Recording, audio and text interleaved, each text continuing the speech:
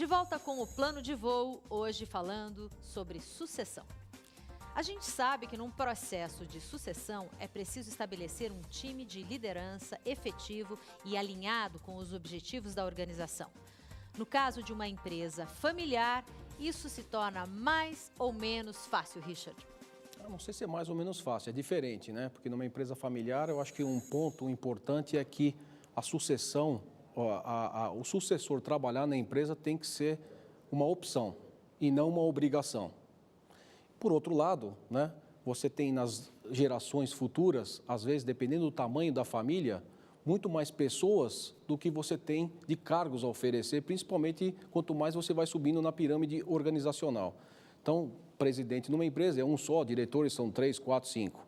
E às vezes você tem famílias com 20 primos numa terceira geração. Então, acho que o desafio é esse, saber exatamente que aquele componente familiar que está pronto, ou pode ser preparado para assumir essas responsabilidades, e outros que têm que ser encaminhados para outros negócios ou para outras atividades profissionais que lhe dê satisfação também. Complementando o que o Richard falou, eu acho que a sucessão numa empresa familiar é muito mais complicada, porque numa empresa com controle pulverizado ou com grupos de controle, empresa profissionalizada, você exercer uma meritocracia, fazer planos de sucessão, desenvolver pessoas, faz parte do dia a dia. Quando você tem a questão de parentesco, família e sucessão de patrimônio, isso complica, evidentemente. E pela quantidade de empresas familiares que passam por problemas enormes, por turbulências grandes na época da sucessão, a gente vê que é uma coisa complicada. Existem alguns grupos grandes, familiares, no Brasil e em outros países, né, que lidam com esse assunto de uma maneira extremamente competente. Mas você tem que se preparar, tem que querer atacar esse assunto com profundidade, com profissionalismo. Acho que a gente volta aí na questão do planejamento de novo, né? Quer dizer, as empresas familiares que estão tendo problemas nesse processo de sucessão é porque não planejaram de forma adequada, né? E até pegar um depoimento aqui da Ana Luísa, da família Junqueira, que está no negócio de propriedades, de terras, né? As empresas familiares mais antigas, por exemplo, que a mais antiga hoje é uma empresa japonesa, uma rede de hotéis que foi fundada nos anos 800, né? E várias empresas familiares do ano 1000, 1200 lá na Itália, que são vinhedos, viniculturas, né? São todas empresas de propriedade. E naquela época era muito fácil fazer a sucessão, porque era sempre o filho mais velho que recebia todo o patrimônio. Querendo ou não, querendo ou não, ele ficava, era uma tradição, ficava para ele, né? A coisa começou a complicar quando vieram as leis, né? E todos passaram a ter os mesmos direitos. Pois é, Richard, e hoje também tem a liberdade, né, dos jovens escolherem, dizerem para o pai, bye, não quero seguir esse negócio, eu tenho minha motivação própria. Então, o mundo mudou, né? É verdade. E falando nisso, nós vamos conhecer um caso raro de sucessão familiar no agronegócio. Ana Luísa Junqueira Viacava, hoje com 30 anos, está sendo preparada para a sucessão dos negócios familiares desde os 24 anos. Dá uma olhada. Meu processo de aprendizagem está sendo, ele não foi ainda. Eu acho que eu tenho muito ainda o que aprender, mas é mais analisando tudo que eles fazem, tudo que o meu pai faz, tudo que o meu sogro faz, e vendo as pessoas que eu convivo nesse meio e tentar colocar as minhas ideias, porque eu acho que eu tenho ideias novas. Na sucessão familiar do agronegócio, você precisa acompanhar o seu pai, você precisa acompanhar a pessoa que está à sua frente, porque ele vai te ensinar muita coisa. No agronegócio ainda é um pouco diferente da indústria, onde a indústria você tem aquela coisa muito certinha. No agronegócio eu não acredito que seja assim. Eu acho que você tem a vivência muito importante. Nós somos em 3 filhos, mas quem vai ficar ao lado do meu pai ou continuando o trabalho dele, acredito que seja somente eu e meu irmão. E ele já está nos preparando para isso, para um dia, se qualquer emergência, se ele quiser sair por vontade própria, nós já vamos poder dar conta do recado. Esse é um caso raro mesmo, Francisco, no agronegócio? Não é tão raro, mas o caso é muito bem encaminhado, porque nós temos que entender, no campo, a família é o início e o fim de todos os pensamentos. O negócio está no meio. Isso é diferente na área das indústrias, onde o negócio já tem o seu valor próprio. E aí o mérito não é tão importante como nas outras áreas, porque existe a hierarquia, como a Ana falou muito bem, e a última palavra é sempre com o pai.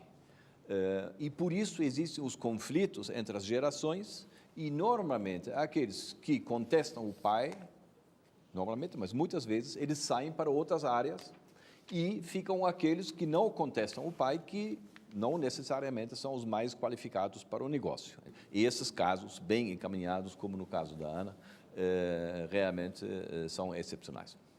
Karen, quais os benefícios de fazer um bom planejamento sucessório para uma empresa? Conseguir implementar a estratégia, né, no curto, médio e principalmente longo prazo e obter os resultados, e nada mais é do que a perpetuidade do negócio, né? Conseguir ter os resultados e pessoas que vão entregar esses resultados que levam à perpetuidade. Eu acho que também complementando, ter a capacidade de poder assumir novos projetos, novos desafios, né? Muitos desafios estão sendo colocados, oportunidades aí com esses investimentos que vêm pela frente. Joint ventures, aquisições, e aí você ter gente preparada para isso, gente que já faz parte do teu time, já conhece a tua cultura, é muito mais fácil você se lançar num projeto novo, quando você tem esse pessoal preparado. Karen, na hora da venda de uma empresa ou no valor das ações, o planejamento de sucessão tem um real impacto? Lucila, tem um forte impacto, porque quem está comprando a empresa, ele quer, além dos ativos, ele quer conhecer quem está tocando essa empresa, quem é o responsável, quais são os executivos chaves. E se a empresa não fez todo um trabalho sucessório de preparação, isso cada vez mais está sendo levado em conta e no preço, na compra de uma empresa. Uma empresa familiar é mais difícil ainda, você trazer um presidente executivo de fora, né? Tem toda uma questão cultural, tem toda uma questão de adaptação desse executivo ao ambiente da familiar, ele precisa conhecer o ambiente familiar. Então, normalmente, o ideal é que essa pessoa venha de dentro, né? Eu tenho visto os casos de sucesso em empresas familiares, é que o executivo que está lá nas funções de gerente, depois vira diretor e, com o tempo, ele vira o presidente da empresa, porque ele passou por esse processo dentro da empresa, dentro da família. Então, o primeiro quesito dentro de uma empresa familiar para você promover uma pessoa é a confiança. A família precisa confiar naquele profissional. E depois, logicamente, vem a competência, que também é fundamental. Alexandre, as empresas estão medindo muito esse capital humano, né, na hora do processo de venda, de fusão? Uma empresa que passa por uma substituição do executivo-chefe ou de um executivo importante, sem se preparar para isso, sem sombra de dúvidas, traz um desconforto para o mercado. Porque as chances de insucesso, você trazendo uma pessoa de fora, não são desprezíveis.